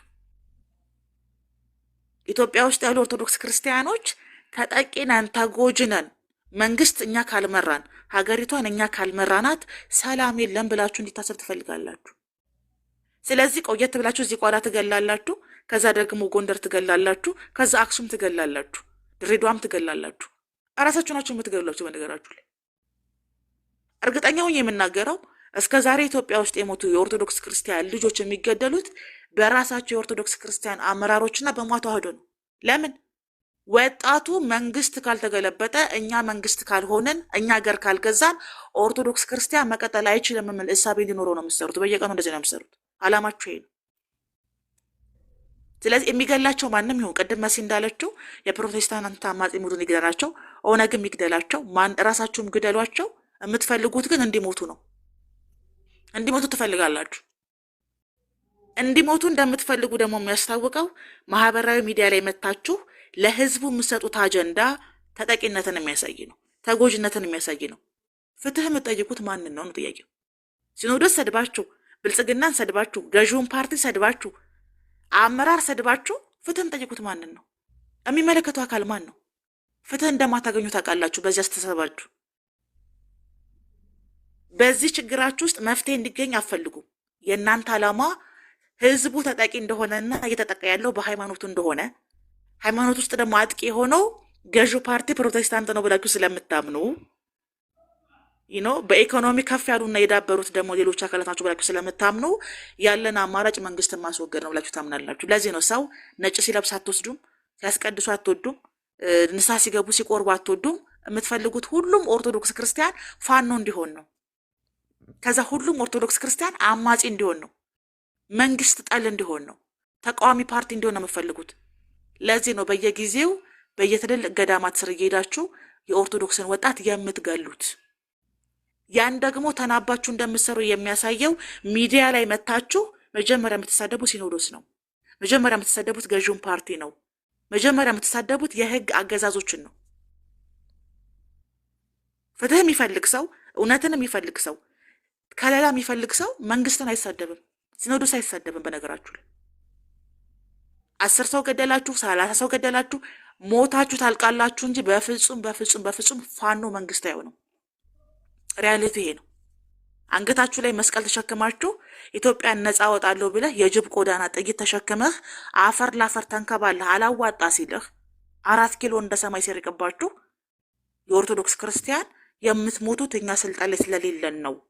ስለዚህ ኦርቶዶክስ ክርስቲያን እንዳይሞቱ በህይወት እንዲቆዩ ገዢ ፓርቲ መሆን አለብን ብላችሁ ስለምታምኑ ነው የምትገሉት። ግደሉ። የሚመለከተው አካል የሚባለው ፋኖ ነው። ስልጣን አይዝም መቼ። የህልም እንጀራ ነው። የኃይለ ሥላሴ ዙፋን አይመለስም። ለዚህ ነው ማን የገደላቸው ለምንድነው የሞቱብን መልስ እንፈልጋለን ብላችሁ ሬሳቸው ላይ ምርመራ እንዲደረግ አትፈልጉም። የሞቱበት ቤተክርስቲያን ውስጥ ጥናት እንዲደረግ አትፈልጉም። ህግ ጣልቃ እንዲገባ አትፈልጉም። ሲኖዶስ ጣልቃ እንዲገባ አትፈልጉም። ቀድማችሁ ታጠቃላችሁ፣ ቀድማችሁ ትሳደባላችሁ፣ ቀድማችሁ ሚዲያውን በእናንተ ቁጥጥር ስር እንዲውል ታደርጉታላችሁ። እውነቱ እንዲወጣ ስለማትፈልጉ እናንተ አንድ ነገር ነው የምትፈልጉት፣ አጀንዳ እንዲሆን ብቻ ነው የምትፈልጉት። ኦርቶዶክስ ወጣት ይሄን ያህል ሞተ፣ እንደዚህ ሞትን፣ እየተገደልን ነው፣ እየተጠቃን ነው፣ እየሞትን ነው። እሺ ከዛስ መፍትሄው ምንድን ነው? መፍትሄውማ ፋኖ 4 ኪሎ ሲገባ ነው። መፍትሄውማ ኦርቶዶክሶች ስልጣን ሲይዙ ነው። መፍትሄውማ እኛ ገዢ ፓርቲ ስንሆን ነው። መቼም አትሆኑም። ስለዚህ ፍትህ የምትፈልጉ ከሆነ ነፃነት የምትፈልጉ ከሆነ እውነቱን ፈልጉ። ማን ነው የገደላቸው? ለምንድን ነው የሞቱት? ሟሾቹ እነማን ናቸው? ምክንያቱ ምንድን ነው? የእነዚህን የ4 ጥያቄ ካገኛችሁ በኋላ ፍትህ እንጠይቃለን ብላችሁ መንግስት ጠይቁ። እርዳታችሁ ያስፈልገናል ብላችሁ ሲኖዶስ ጠይቁ። ከዛ ውጭ ግን ማፊ ፋኖ መቼ መንግስት አይሆንም። ብልጽግና 1000 ዓመት ይንገስ ነው የምንለው እኛ። እኔ ጨርሻለሁ። 1 ደቂቃ ለሄኖክ እንትን ልስጠው። መሲ ፕሮቴስታንት ስለሆነ እድል ልስጠውና ስጠው። ያኔ በእርግጥ ፕሮቴስታንቶች አይ ኦነግ ፕሮቴስታንት አይደለም የፕሮቴስታንት አማጽ የለም ነው የሚሉት። በነገራችን ላይ ፕሮቴስታንት አማጽ ያለው ሲባል አይወዱም። ፕሮቴስታንት ጻድቅ ጻድቅ ሲባል ነው የሚፈልጉት። ያውራና እስኪ የሚለውን እንስማ። እሺ ሄኖክ ቀጥል። ሁላችሁንም ሰላም ብያለሁ። ሰላም ባቢሎን ነው አልስምህ ይሁዳም በለኝ ችግር የለውም። ሰላም ብያለሁ። እሺ ሰላም ብያችኋል ሁላችሁንም። እህታችን መሰረት ስታወራ 2 ነገሮች ነው እንትን ያለኝ።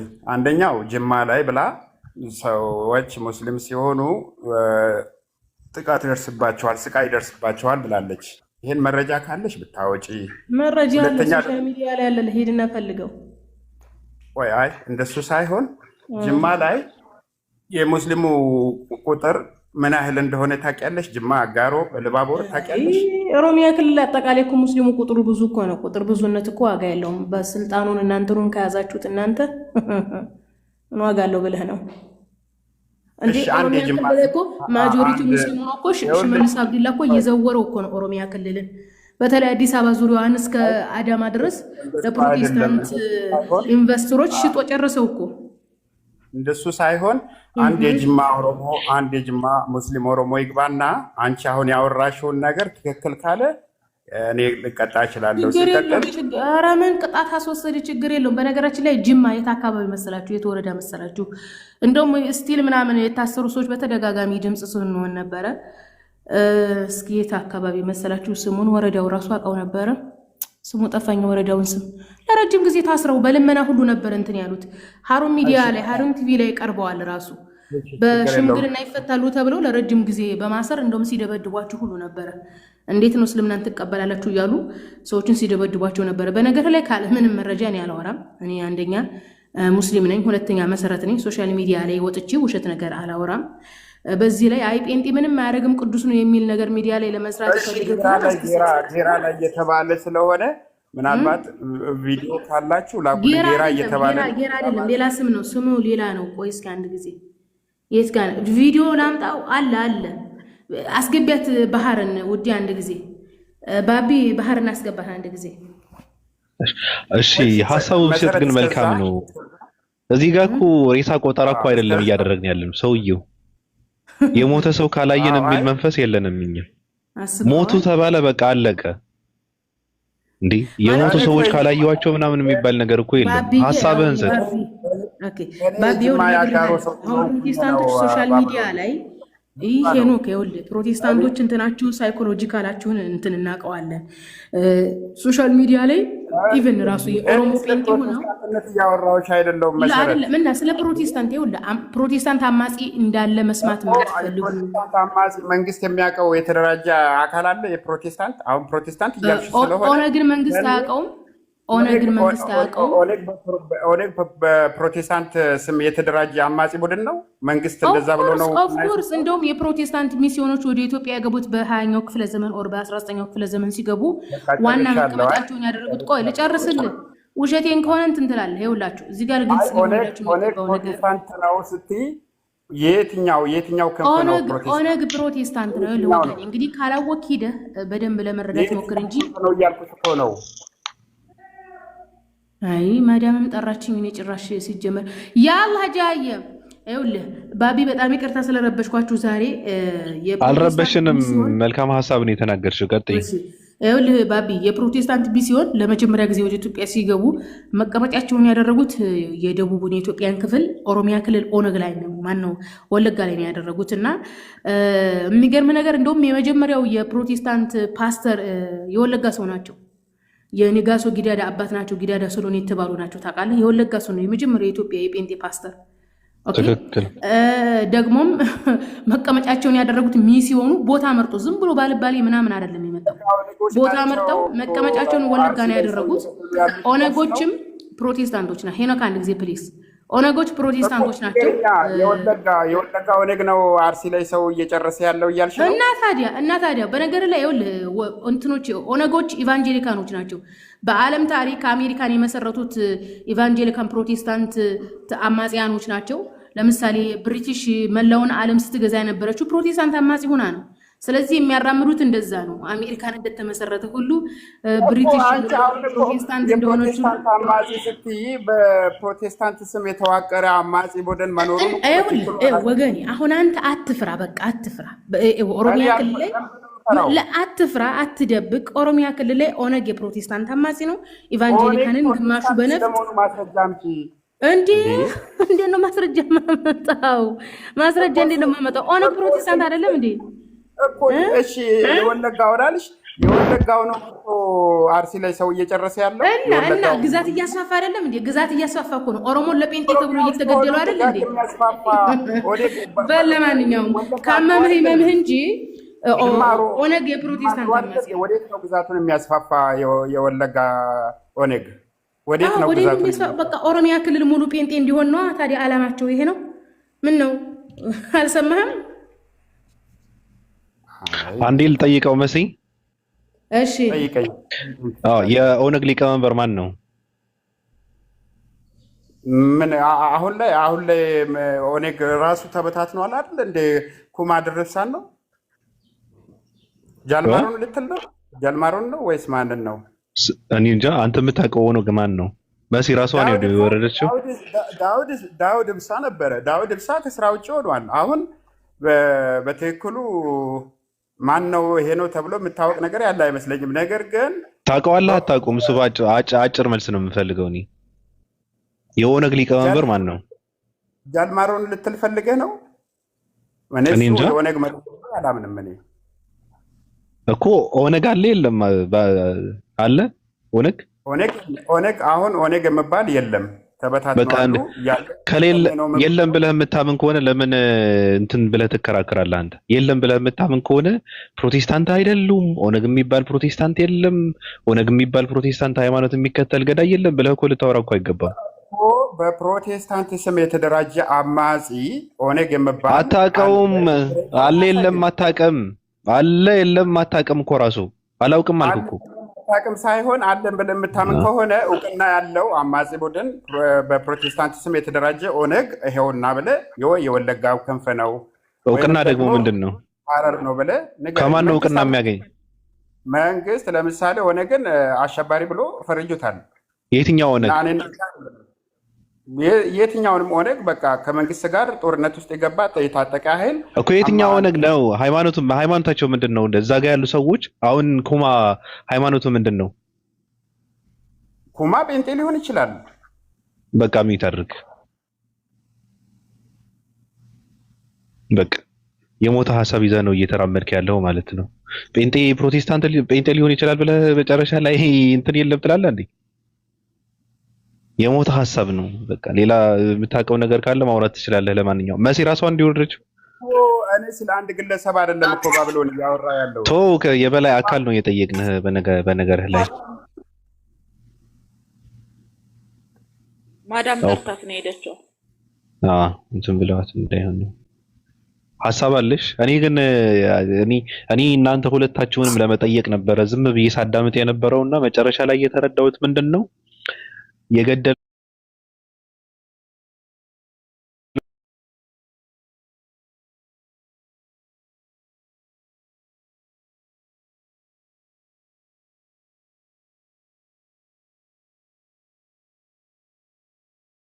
የሞተው ኦርቶዶክስ እንደሆነ ምንም የተረጋገጠ ነገር የለም ነው የተረዳሁት እኔ መጨረሻ ላይ አይደል? ኦርቶዶክስ እንደሆነ ብቻ አይደለም የሚረጋገጠው የሞቱት ራሱ እነማን አይታወቅም ነው። ኦርቶዶክስ ሃይማኖት ነው አይደለ? በማንነት ያ ሟቾቹ ራሱ የተገደሉት ማን እንደሆነ አይታወቅም አባባሌ። ስለዚህ ለዚህ ነው ሪያሊቲው ከሚወጣ ይልቅ አጀንዳ እንዲሆን ይፈልጋሉ። እኛ በደንብ ነው የምናውቀው፣ አብረን ያረጀነው ሴራቸውን እናውቃለን። ሰው ሲሞት ሰው ሞተ ነው የሚባለው፣ ኦርቶዶክስ ሞተ ነው የሚባለው አባባሌ።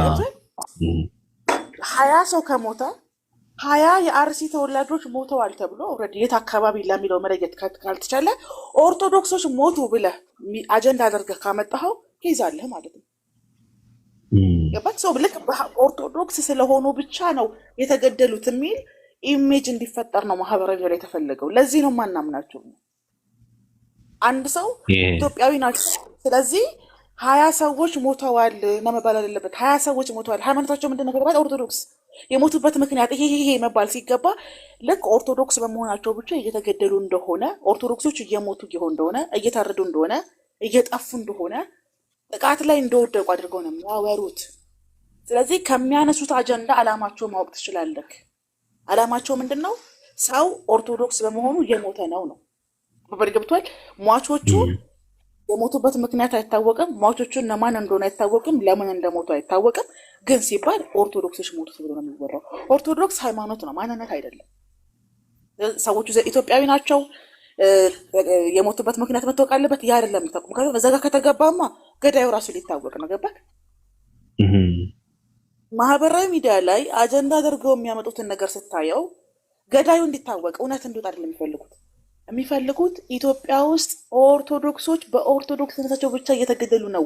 ስለዚህ ከዚህ ነፃ የሚያወጣቸው ነገር ምን ይመስልሃል? መታገል። ትግሉን ማን ነው የሚቀላቅል ያለባቸው? ፋኖ የኦርቶዶክስ ነፃ አውጪ ነው። አሁን እነሱ መንግስት ስልጣን ላይ እየቆየ በሄደ ቁጥር ጭንቀት ይዛቸዋል። ስለዚህ በኢትዮጵያዊነታቸው ሞቱ ካሉ ችግሩ መንግስት ሊፈታው ነው። ገብተዋል አባባሌ? በዚህ አይነት ምክንያት ጥቃት ደረሰባቸው ከተባለ ችግሩን ማህበረሰቡ ሊፈታው ነው። ችግሩ እንዲፈታ አይደለም የሚፈልጉት እነሱ። ችግሩ ምንድነው? ሁሉም ኦርቶዶክሳዊ ሟች ነህ ነው ኢሜጁ። ሁሉም ኦርቶዶክሳዊ እየሞተ ነው። ስለዚህ ትናንትና 20 ሰዎች ሞተዋል፣ ነገ ደግሞ አንተ ስለምትሞት ተዘጋጅ ነው። ለዛ ነው ሃይማኖታቸውን የሚያስቀድሙት። ሃይማኖታቸውን አስቀድመው የሚናገሩበት ኤቭሪ ሲንግል ዴይ ምክንያታቸው ይሄ ነው እንጂ በሰብአዊነት ደረጃ ከሆነ ለሞቱት ሰዎች መጀመሪያ የሞቱበት ምክንያት መቅረብ ያለበት። አርሲ ውስጥ ህግ አለ፣ ቤተክርስቲያኑ የተገደሉበት ቦታ የሚሉት አለ፣ ከዛ ሀገር ስብከታቸው አሉ፣ ከዛ ወደ ሲኖዶስ፣ ከዛ ደግሞ ወደ ህግ አካላት ነው መሄድ ያለበት፣ ወይስ ደግሞ መጀመሪያ ለህግ አካል ነው መስጠት ያለበት? ኢትዮጵያዊ ናቸው የሞቱት፣ ጉዳዩ መያዝ ያለበት በህግ ነው። በህግ እንዲያዝ አይፈልጉም እነሱ ቀጥታ የሚያደርጉት ምንድን ነው? ለሲኖዶሱ ደብዳቤ ይጽፋሉ። ሲኖዶሱ ወጥቶ ማህበራዊ ሚዲያ ላይ መስቀላቸውን ይዘው መንግስት እንዲሳደቡላቸው ይፈልጋሉ። ትልቁ ኢትዮጵያ ውስጥ ያሉ የኦርቶዶክስ ክርስቲያን ችግር ሲኖዶሱ ሊቀ ጳጳሱ ከብልጽግና ጋር እንዲጣሉ ይፈልጋሉ፣ እንዲሰዳደቡ ሚዲያ ላይ መስቀላቸውን ወጥተው ምን እንዳለ ታውቃለህ? ያ በጥርሱ የሚያስብ ሰውዬ በማንነቱ ማያምን ከኦሮሞ ልጅነት የአማራ እረኛ መሆን የመረጠ ገጣጣ ሰውዬ እንዳለ ታውቃለህ? 50 ሚሊዮን አለ 50 ሚሊዮን አለ። በግድ አመራር ላይ ያሉ ሰዎች ለእኛ እንዲታዘዙ እናደርጋለን። አባባል ገብተዋል። በግድ እዛታችንን ተጠቅመን አቅማችንን ተጠቅመን ለእኛ እንዲሰሩ ማድረግ እንችላለን የሚል ሀሳብ ስላላቸው ልክ ይሄ በየቀኑ ሰው ሲሞት ኦርቶዶክስ ሞተ የሚሉህ በቃ ይሄንን በየጊዜው ኦርቶዶክስ ሞተ እያለን ኦርቶዶክሱን እኔ 50 ሚሊዮን የሚባለውን ኦርቶዶክስ አስነስተን ነፃ እንወጣለን። ምክንያቱም ይል አማራ ካሉ ቁጥራቸው ትንሽ ነው። ፋኖ አማራ ካሉ ቁጥራቸው ትንሽ ነው። ገባ ከባባዴ። ምክንያቱም አማራ ውስጥ ሙስሊሙን ፕሮቴስታንትም ስላለ ማለት ነው። ስለዚህ ኦርቶዶክስ በሚለው ነው የሚዋጉት። በኦርቶዶክስነት እየሞትክ ነው በሚለው ተሰሚነት አለን ነው። ጅማሙን ጅጅጋ አርሲም ሆነ ሰላሌ ተሰሚነት አለን ብለው ያምናሉ። ይሄ የደደብ አስተሳሰብ ነው። ምክንያቱም ይሄንን አስተሳሰባችሁን ዳንኤል ክብረት ቀድሞ አክሽፎባችኋል። የኦርቶዶክስ ክርስቲያን ወጣት ሞታችሁ ታልቃላችሁ እንጂ በማህተባችሁ ምክንያት ስልጣን አታገኙም። የማይሆን ነገር ነው። ለዚህ ነው እያንዳንዱ ሰው ሲሞት ሰው ሞቶ ነው አይደል እንደኛ የምንለው። ለምሳሌ የሆነ ሰው ቢሞት ባቢ በመኪና አደጋ 100 ሰው ቢሞት 8 ኦርቶዶክስ 7 ጴንጤ 90 ሙስሊም ሞተ ሲባል ዜና ሰምተህ ታውቃለህ? ምናልባት ወንዶችና ሴቶች ብቻ ነው የሚባለው። ቴንኪው። ታዲያ አሁን የሞቱት ሰዎች ይሄን ያህል ሰው ሞተ ከማለት ይልቅ ኦርቶዶክሶች ተገደሉ ተብሎ ዜና ሊሆን የቻለበት ምክንያት ምንድን ነው? ሰዎቹ መጀመሪያ ኦርቶዶክስ ለመሆናቸው ማስረጃ ያምጡ። ማስረጃ አምጡ ኦርቶዶክስ ለመሆናቸው ሲባሉ ደማቸው ፈላ፣ አንቀጠቀጣቸው። ባቢ መሳደብ ጀመሩ። የአርሲ ሀገረ ስብከት ጳጳስን ሙልጭ አድርገው ሰደቧቸው። ምክንያቱም እነሱ ኢትዮጵያ ውስጥ ያለው ኦርቶዶክስ ኦርቶዶክስነት እየተገደለ ነው ከተባለ ብልጽግናም ይሁን ፋኖም ይሁን ምንም ይሁን መዋጋት አለበት የሚል የመሀይም ስትራቴጂ ስላላቸው ነው። ስለዚህ ማህበራዊ ሚዲያ ላይ ያላችሁ ኦርቶዶክስ ክርስቲያኖች ነፃ መውጣት ከፈለጋችሁ የሚያስገድሏችሁ የገዛ ወንድሞቻችሁ ናቸው። የስልጣን ጥመኞች ናቸው የሚያስገድሏቸው። ንጉሳውያንን ማንገስ የሚፈልጉ ነው የሚያስገድሏችሁ። በፍትሃዊነት እና በዲሞክራሲ ስልጣን መቀበል ስለማይችሉ በሃይማኖታችሁ እንድትዋጉ ይፈልጋሉ። ከዛ ደግሞ ክርስትና ሰላም ነው ይሏችኋል። ከዛኛ የምንሞትለት እንጂ የምንገልለት አምላክ የለን። ሳክስ ነው። ምክንያቱም እኛ ነን ባለቤት ይላሉ። ኢትዮጵያ በኦርቶዶክስ ፍልስፍና መመራት አለበት ብለው ያምናሉ መሪዎቻቸው። ገባህ ማለት ኢትዮጵያን ማስተዳደር ያለበት ክርስቲያን ይላሉ። ክርስቲያን ብለው የሚጠሩት ደግሞ ኦርቶዶክስ ክርስቲያንን ብቻ ነው። ይሄንን ስትራቴጂ የሚነድፉላቸው ደግሞ የሙዓት ዋህዶች ናቸው። ፋኖ ከኦርቶዶክስነት እሳቤ ከወጣ ከኦርቶዶክስነት ፍልስፍና ከወጣ ስልጣን ማዝ አይችልም ብለው ያምናሉ። ክርስቲያን መርህ ነው፣ የንጉሳኖቻቸው መርህ ነው እንጂ የብልጽግና መርህ አይደለም። ሰውን በሃይማኖት መግደል ሌባ እናት ልጇን አታምንም ስለሚባል እነሱ ሲያደርጉ የኖሩት ዛሬ እኛ ላይ የሆነ ነው ብሎ ስለሚያምኑ ነው። ታሪክ ይናገር፣ የኢትዮጵያ ታሪክ ይናገር። በሃይማኖት የተገደሉት ቤተ እስራኤል ናቸው። በሃይማኖት የተገደሉት ሙስሊሞች ናቸው። በሃይማኖቶች የተገደሉት ወንጌል አማኞች ናቸው። በኢትዮጵያ ታሪክ ሰውን በሃይማኖት በመግደል የሚታወቁት ንጉሳውያን ኦርቶዶክሶች ናቸው። ስለዚህ ያንን ቆሻሻ ጥንባን ሲሆን ሀሳባቸውን እኛ በዚህ መንገድ ተጠቂነን ብለን ብናስብ እድል እናገኛለን ብለው ያምናሉ። መቼም እድል አታገኙም። ራሳችሁን እንደ ኢትዮጵያ ካልቆጠራችሁ፣ ሃይማኖታችን ኦርቶዶክስ ነው፣ ዜግነታችን የኢትዮጵያ ነው እስካላላችሁ ድረስ ፍትህ አታገኙም። ሞታችሁ ነው የምታልቁት ስል እኔ በማስረጃ ነው የምናገረው። እንኳን መንግስትን ሲኖዶስን አያሳምንም ምክንያታቸው። ባቢ ለምንድን ነው በየጊዜው ጳጳሳት የሚሰደቡት?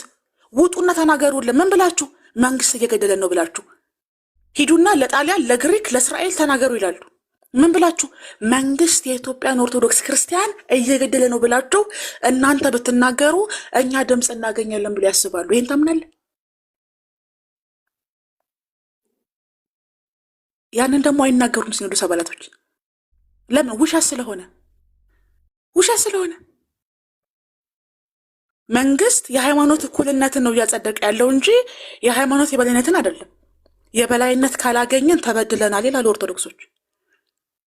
ካልመራን፣ ስልጣን ካልያዝን፣ መሬት ሳንጠይቅ ካልተሰጠን፣ ውሃ ካላጠርን፣ መንገድ ካልዘጋን ተበድለናል ይላሉ። ስለዚህ ምንድን ነው የሚፈልጉት?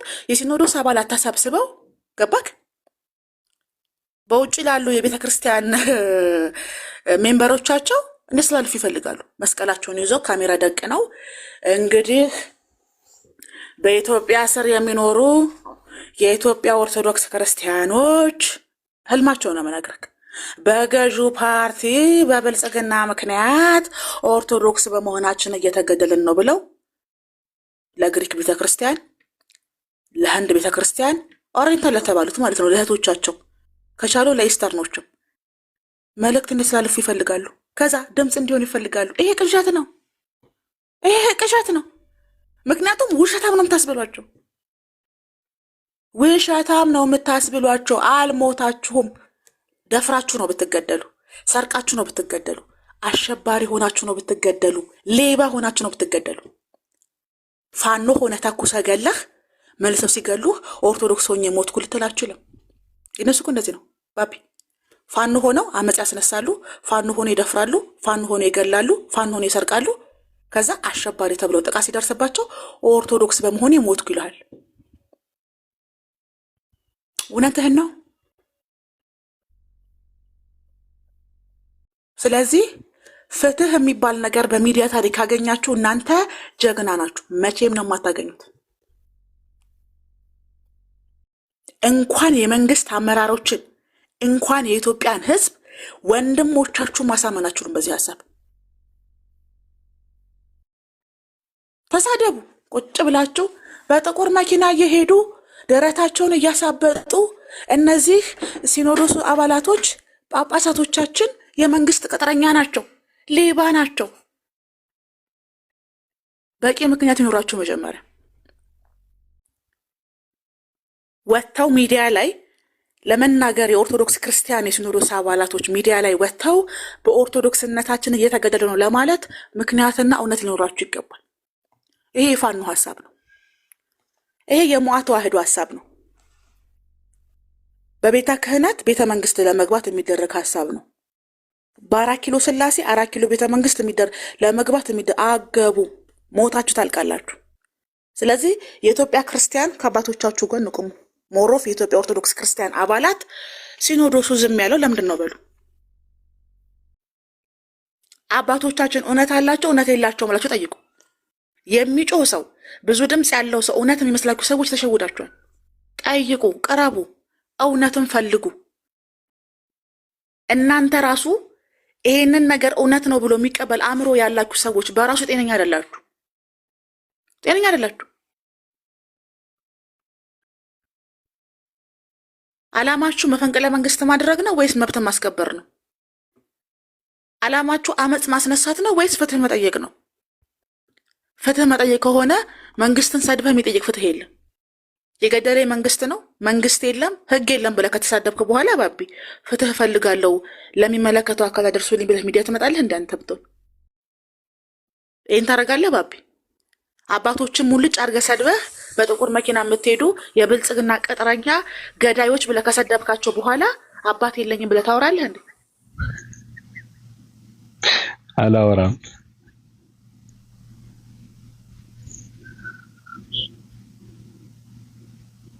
ስለዚህ ስናጠቃልለው የሚመለከተው አካል ማን ነው ነው? ምክንያቱም ለእናንተ ሲኖዶሱም አይመለከተውም፣ ብልጽግናም ገዢውን ፓርቲ አይመለከተውም። የሚመለከተው አካል ማን እንደሆነ ብታሳውቁን ደስ ይለናል። ካልሆነ ሚዲያ ላይ አጀንዳ ነው የምንፈልጉት። እናንተ ደግሞ እንግዲህ አሁን የአርሲን ስጨርሱ ደግሞ ወደ ሐዋሳ ብቅ ብላችሁ ወይም ደግሞ ወደ ላሊበላ ብቅ ብላችሁ ደግሞ ሌላ 40-30-1000 የኦርቶዶክስ ብትገሉ አጀንዳ አይዘልም።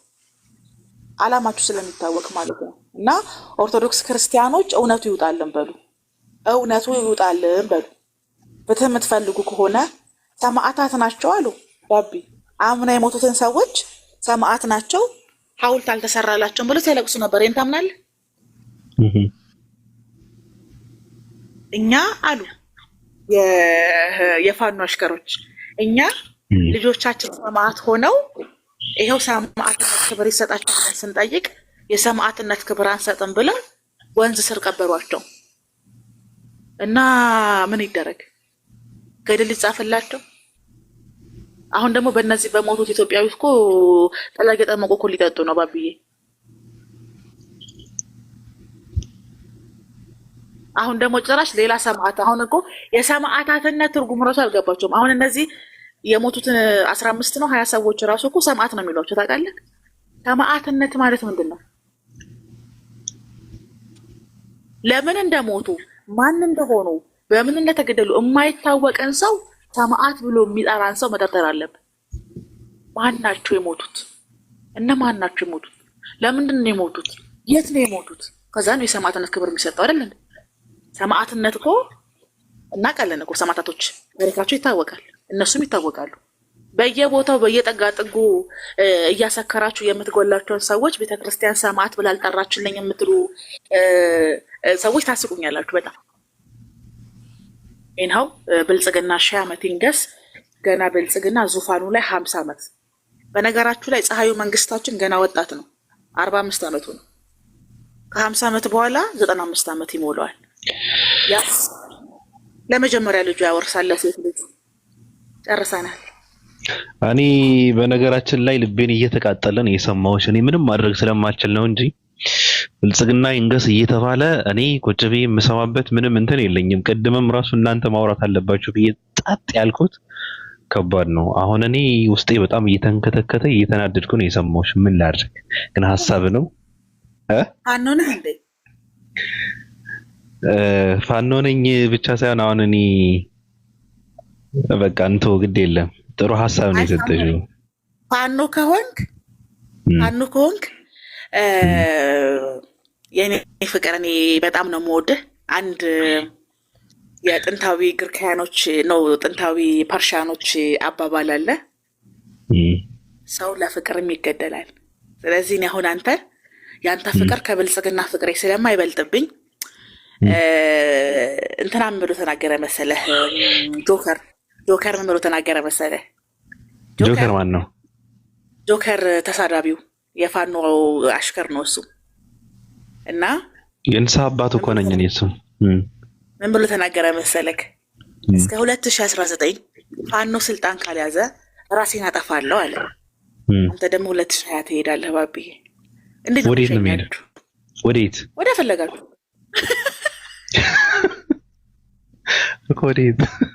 ወዴት ነው የምሄደው? ቀስ በቀስ እንሸኛችኋለን እንጂ እኛ ወይ ፍንክች ለ8000 ዓመታት የምንመናፍቀውን ዙፋን ያገኘ ነው ለማንም ነው ማንሰጠው። አንዳችሁ 2019 አንዳችሁ 2020 ሞጣን 2022 እያልን ብቻችንን እኔ እንኳን እኔ ልጅ ሀሳብ የለኝም፣ ግን እንደዛ አይደለም። ግን ችግሩ እኔ ማለት የምፈልገው ግን ምንድነው 20 እስከ 20 ብልጽግና የሚባለው ወደንም ጠላንም ይቆያል። ከ2030 ካለፈ ግን ከ2030 ካለፈ ብልጽግና አመሰግናለሁ። ወደድንም ጠላንም የምትለው ነው ልጃታለሁ። አመሰግናለሁ። አዎ ከ2030 በፊት ምንም የሚነካ ኃይል አይደለም። ከዛ በኋላ ከቀጠለ ግን ያው እኔ የምለው ይኖራል ማለት ነው። 2030 ማለት በኢትዮጵያ ነው አይደለ? በኢትዮጵያ ነው 2030 ምንድነው? በኢትዮጵያ ማለት በኢትዮጵያ አልቆጥርም እኮ እኔ አሁን 2018 ነኝ ምናምን እያልኩ ልደንቆ እኔ 2025 እኮ ነኝ። እኔ 26 እየገባው ነው። 4 ዓመት ይቀረዋል ብልጽግና። ከዛ በኋላ የለም ብልጽግና የሚባል ስርዓት።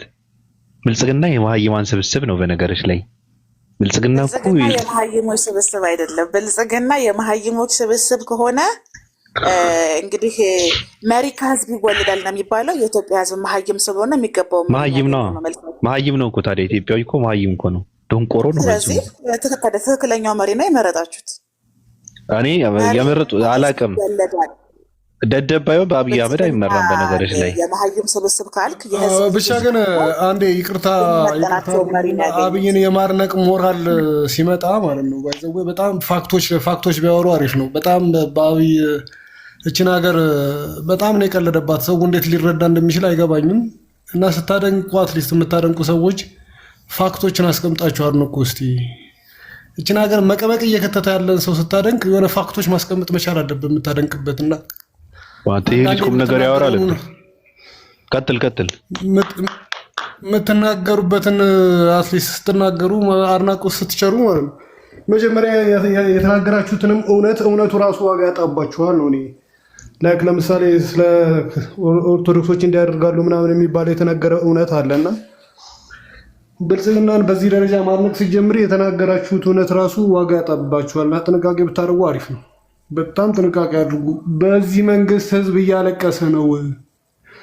ቀልድ አይደለም። የሰው ህይወት በዚህ መንግስት እየደማ ነው። ለፖለቲካ የሚወረድ ለፖለቲካ እንሰጣለን። የደማን ደም እንለግሳለን። ስልጣን አንለቅም። ኖ ስልጣን መልቀቅ አለመልቀቁ አይደለም። ሀገሪቷን መቀመቅ ውስጥ እየከተተ ያለ አካል ነው። ያካል እኔ እንዴት መረዳት እንደሚቻል አላውቅም። እስኪ ትንሽ ደግሞ መለስ እያልን ጀስት አሁን ምንድነው የምናደርገው መሰለ ከቲክታክ ወደ 4 ኪሎ መለስ እያልን ብናወራ መልካም ነው። እስኪ እንደው ስለ ሉና እስኪ የሆነ ነገር በል። ከዛ ቀጠል ስለ ብልጽግናና ስለ አብይ አህመድ። ሉና አይታታል? ሉና ወይዘሪት ሉና ማናት? አላየኋትም። ከላይ ገባኝ። እሱ ረጋ እንድትል ብዬ እኮ ነው። ምክንያቱም ጥሩ ሀሳብ አንተ ውስጥ እያየሁ ስለሆነ ተረጋግተህ እንድታወራ ስለፈለግኩ ነው። እና ወይዘሪት ሉና ስለሷ የሆነ ነገር በል እስኪ።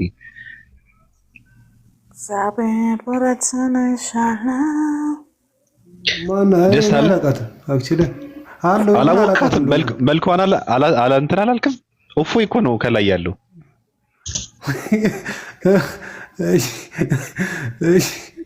ቆይ አንዴ ላሳይህ፣ በደንብ ላሳይህ።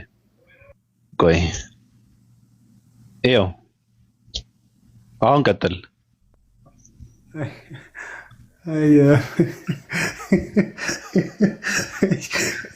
ትንሽ ላብላ ነው እስኪ ትንሽ ከይጂ ትንሽ ታገዘኝ ከይጂ። ኧረ በጣም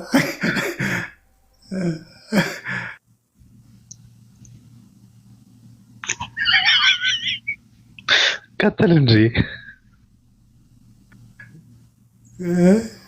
የሚያስቀጥል ነው ግን ትንሽ እንትን ያስፈልገዋል። ነገር ሌው በደንብ ሌውና በደንብ ይሄድበታለሁ።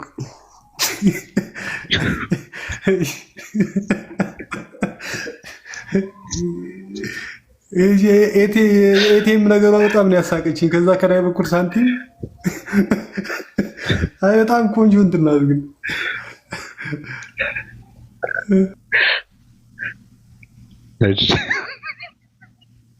እሺ ኦፓ አለሽ?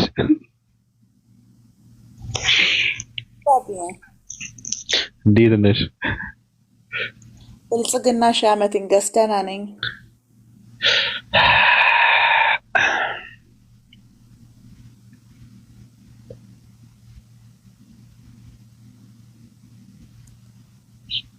ይንገስ። እኔ ምን አገባኝ? እኔ ኢትዮጵያ ያልኖር አይመለከተኝም እኮ። ከፈለጋችሁት ይንገስላችሁ። እኔ ኢትዮጵያ ላለው ነው ችግሩ እንጂ እኛ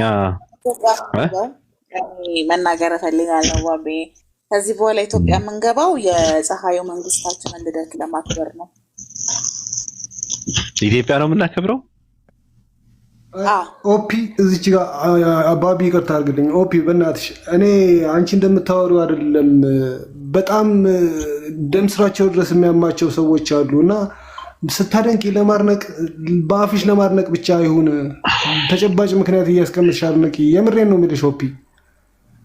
እችን ሀገር ቀልዶባታል። ብዙ የቀለደባቸው ሰዎች አሉ።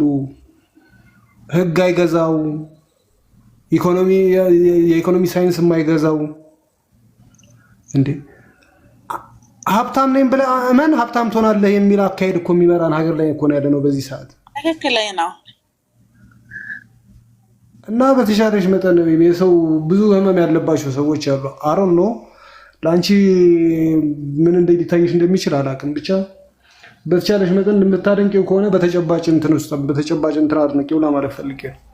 ተጨባጭ እኮ ሀገሪቷ ምስክር ናት። ከዚህ በላይ ተጨባጭ ነገር አለ እንዴ? ሀገሪቷ ምስክር ናት። ምን ሀገሪቱ ኢትዮጵያ ምን አደረጋት? ኢትዮጵያ ምን ሆነች? ምን ጎደለባት? ባቢ ቶ በቃ ታውራ በቃ እንድታወራ ነው የፈለግኸው። በለው ምን ጎደለባት ኢትዮጵያ? መብቷ ነው እኮ ያው እየደገፈች ነው። ይሄ ደግሞ መብት ነው። እናንተ የተሻለ መሪ የላችሁም፣ የተሻለ ፓርቲ የላችሁም። ስለዚህ ለኢትዮጵያ የሚመጥን ባለጌ ብትሉት መንግስት የህዝብ ልጅ ነው። እንግዲህ ህዝቡን ያሳደገው ተጠያቂው ህዝብ ነው። ግን አብይ ስልጣን ከመውጣቱ በፊት ይታወቅ ነበር። ኦፓ ለኢትዮጵያ የሚመጥን ሰው እንደሆነ ይታወቅ ነበረ። አዎ ይታወቃል። የት ማን ነው የሚያውቀው? ትንቢት ተነግሮለታል። ማን የነገ ትንቢት ይታያል? ስለዚህ እናንተ ብቁ አይደለም አይመጠንም ካላችሁ ማንም የሚመጥንና ብቁ አላችሁ ነው ጥያቄ ጠየቅናችሁ። አይ በዚህ ልክ በነገራችን ላይ ኢትዮጵያ እንደ አብይ አድርጎ የሚመራ ሰው የለም ብሎ ማለት በነገሮች ላይ እኔ ደግፈዋለሁ።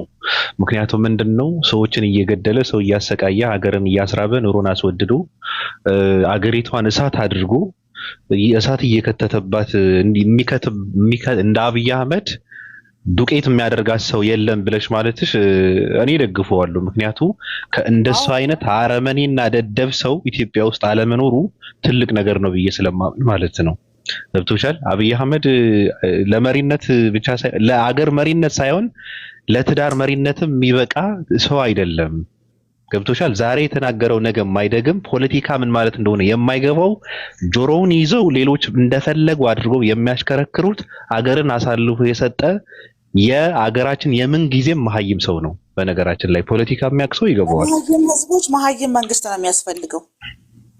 እስማማለሁ። አዎ ለዚህ ነው መሀይም ህዝብ መሀይም እየተቀጣችሁ ነው። እኔ እኮ አይ አድናቆትሽ ሆነስት መስሎኝ ነው። ቅጣታችን የተገባ ነው፣ በእንደዚህ አይነት ደደብ መሪ መመራታችን የተገባ ነው እያልሽ ነው እንዴ? እኔ እኮ አድናቆት ላይ ያለሽ ነው ይመስለኝ እኮ። እንደዛ ከሆነ አንድ ጉዳይ ነው። ብቻ ድድብናውን ግን ከላይ አርማውን አስቀምጪልኛ። እኔ እንደዛ አይደለም የፎቶ ላርግኝ።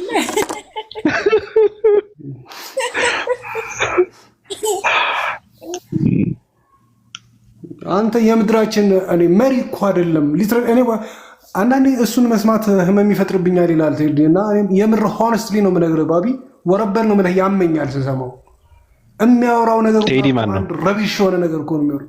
አንድ አለ ተወሱን አንተ አሁን የሚያወራው ነገር ሁላ ረቢሽ ነው ታውቃለህ። ረቢሽ ግድ የለም ርዕዮት ማለት ነው። አውቃቸዋለሁ እኮ ሁላቸውንም። እኔ ማውራት ስለሌለብኝ እኮ አውቃለሁ። አዎ ቴዲ በጣም ምርጥ ሰው ነው እና የምር ያመኛል እሱን መስማት። በትክክል በሽታ የሚሆንብኝ ሰው ነው። ቋራው ጀግና ነው። ሆነስትሊ ነው የምነግርህ ባቢ። ቴዲ የምትለው ቴድሮስ ነው። ቴድሮስ ጸጋይ ነው። ቴድሮስ ጸጋይ ነው። ማንን ነው ቴዲ የምትሉት? ርዕዮት ሚዲያ። ቴዲ የትግራይ ተወላጅ ነው ልጁ። በጣም ጠንካራ ልጅ ነው። ጋዜጠኛ ነው። በነገሮች ላይ አሁን አብይ አህመድ ኢትዮጵያ ውስጥ እየሰራ ያለውን የፖለቲካ እንትኑ ይሄ አሰብ ምናምን የሚለው ወደ ስልጣን እንደመጣ ነበረ ቴዲ የጠየቀው። ገብቶሻል? ሳይመልሰው ነው እንትን ያደረገውና ጀግና ጋዜጠኛ ነው። በጣም ኃይለኛ ጋዜጠኛ ነው። አዎ አርት ላይ በጣም ጎበዝ ነው። እሱም ቢሆን መሀይም ነው። መሀይም ጎበዝ መሀይም ነው ማለት በቃ እንዲህ ነው። ለኢትዮጵያ ሕዝብ ስያሜ የምንሰጠው የህዝብ ልጅ እንዳለ የኢትዮጵያ ሕዝብ መሀይም ነው ከተባለ ጋዜጠኛውም፣ ዶክተሩም፣ ኢንጂነሩም፣ ፓይለቱም፣ ሚኒስተሩ መሀይም እየተባለ ነው የሚጠራው። ጎበዝ መሀይም ነው ቴዲ እናውቃለን። የሚዲያ አመራር ጥበብ አለው። ጥያቄዎቹን በተገቢው መንገድ ያውቃል። አቅጣጫዎቹን በደንብ ነው የሚያውቀው ወዴት እንደሚሄድ። ግን ከመሀይምነት አያመልጥም። እሱም ቢሆን ጎበዝ መሀይም ነው። ቀጥሉ ሀሳባችሁን። አይ ተስማማን። ብቻ እንትን ጥንቃቄ አድርግ እንጂ ሌላውን ተስማማን። በቃ ምንም ነው የማንጠነቀቀው። የኔ ፍቅር ስታደንቂ ለድድብናችሁ የተገባ መሪ ነው። ቆንጆ ደደብ ሰጥቷችኋል፣ ተመዝገን በሉ ምናምን አይነት ነገር እንደዛ በሉ እንጂ በዛ እኮ ነው። ደደብ የሆነ ህዝብ ተጠቂ ነኝ ማለት መብት የለውም። መብቱን የማያውቅ ግዴታውን የማያውቅ ህዝብ መብት የተገፈፈ ማለት መብት የለውም። ስለዚህ የኢትዮጵያ ህዝብ በፍጹም በታሪክ ብልጽግና የተሻለ መሪ ሊያገኝ አይችልም። ይህንን በደስታ ነው የምናጣጥመው እኛ። ቅሬታ ያለው ሰው ካለ ደግሞ ይላል። ዘር እየገባሁት ባይዞ በዚህ ምክንያት ነው ባቢ እንጂ ልገባ አስቤ አልነበረም። ምን ያክል እኮ ስለ ሉና አውራ እየተባልኩ እኮ ነው። ታዲያ ስለ ሉና ለምን ሐሳብን አትሰጥም? ምን ፈርተሃል? ቀጥል። ስለ ሉና አውራ ስለ ሉና እኔ ትንሽ ግን ፎቶን ብታብራራልን አሪፍ ነው። እሺ በእጁ ቁርአን እና መጽሐፍ ቅዱስ እሺ መጽሐፍ ቅዱስ መስከራለሁ ነው። ትንሽ አብራራው እባክህ ፎቶን አንተ። አሪፍ ፎቶ ነው፣ ብቻ አሪፍ ፒክቸር ነው። ገልጾታል። ምንም ወሬ አያስፈልገውም በአጠቃላይ።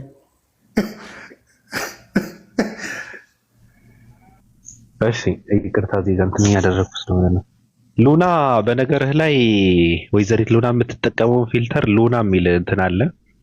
እሱ ነው ተጠቅማ ቪዲዮ የምትሰራው እና አንድ ወንድማችን ደግሞ አሳምሮ ሉናን ጺሟን ላጭቶ እንትኗን ጉጭ ያሉ እንትኖችን እንትን አድርጎ ደረቷ ላይ ሰራት፣ በደንብ ሰራትና ስለ ሉና ግን ሐሳብን ብትሰጥ ያለ ብር አትንቀሳቀስም። እየተከፈላች ካልሆነ ምንም ልትሳደብ አትችልም ወይዘሪት ሉና እና ስለሱ በአጠቃላይ ሐሳብን ብትሰጥ መልካም ነበረ።